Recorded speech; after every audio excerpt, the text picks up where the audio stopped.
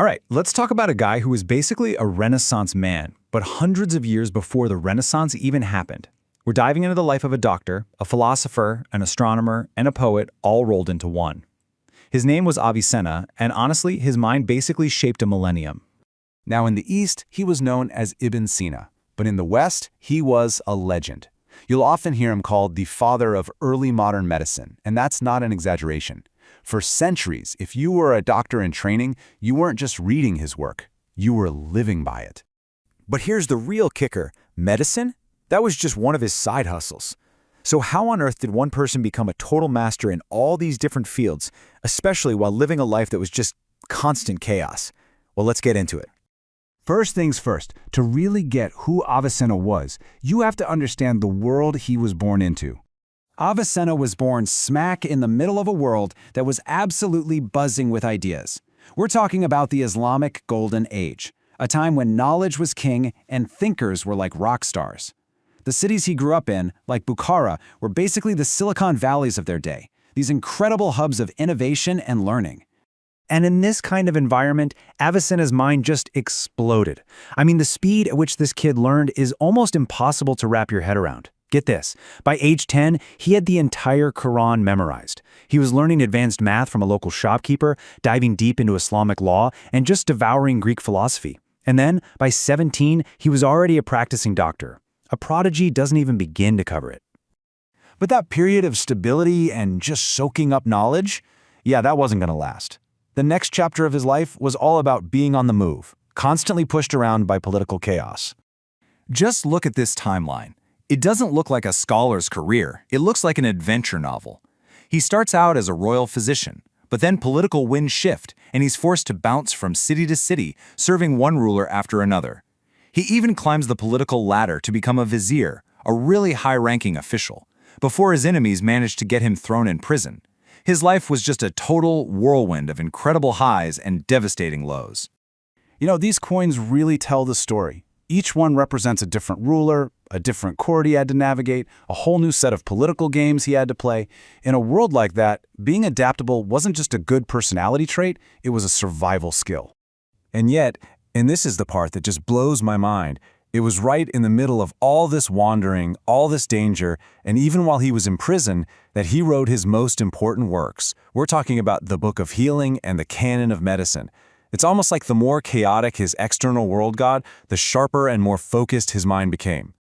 So how did he do it? How did he create these incredible works of genius while his life was falling apart?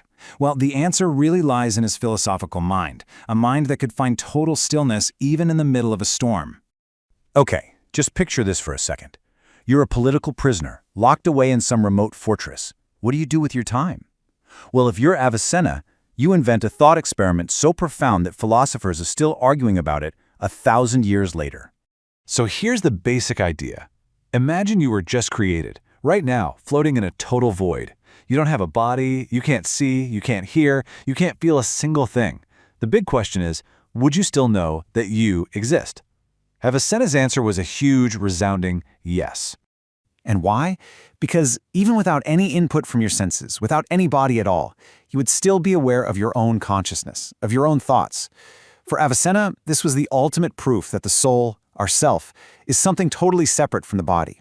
It's this immaterial, self-aware thing that doesn't need the physical world to know that it exists. This deep connection between our physical lives and our inner metaphysical world is so central to everything Avicenna wrote, and it's a huge reason why his influence has been this incredible, unstoppable river flowing through history. All right, we have to talk about this book, the Canon of Medicine. This thing is Avicenna's magnum opus. It's a massive 5-volume encyclopedia of literally all known medical knowledge at the time. And it was so detailed, so well organized, that it became the medical textbook in Europe for centuries. And I mean centuries. How long are we talking? Over 600 years. Let that sink in. 600 years of medical students from Paris to Padua, all learning their craft from the pages he wrote, many of them while on the run or in prison. It's just unbelievable. But his influence didn't stop with medicine, not by a long shot. He was also this incredible bridge between the rational philosophy of the ancient Greeks and Islamic theology. He created a new synthesis, a new way of thinking that would inspire generations of scholars, from giants in the Muslim world like Al-Ghazali all the way to Christian thinkers in Europe like Thomas Aquinas. And he wasn't just some copycat, okay? He didn't just preserve ancient knowledge, he actively challenged it and built upon it. For example, Aristotle thought stars just reflected the sun's light. Avicenna argued, nope, they shine on their own. He also pushed for actual experimentation instead of just relying on pure logic, which was a huge step forward for the scientific method. Today, this incredible mausoleum stands in Hamadan, Iran. It's a monument to his colossal legacy. His actual body, which was found back in 1950 when they were building it, is long gone, returned to the earth. So the physical man is gone, but the mind that shaped a millennium, that's here to stay. You know, Avicenna's life is just this stunning testament to the power of the human mind to create order and beauty and meaning, even in the middle of absolute chaos. It really makes you wonder, doesn't it? In our own pretty turbulent times, what kind of genius is out there right now, just waiting to emerge?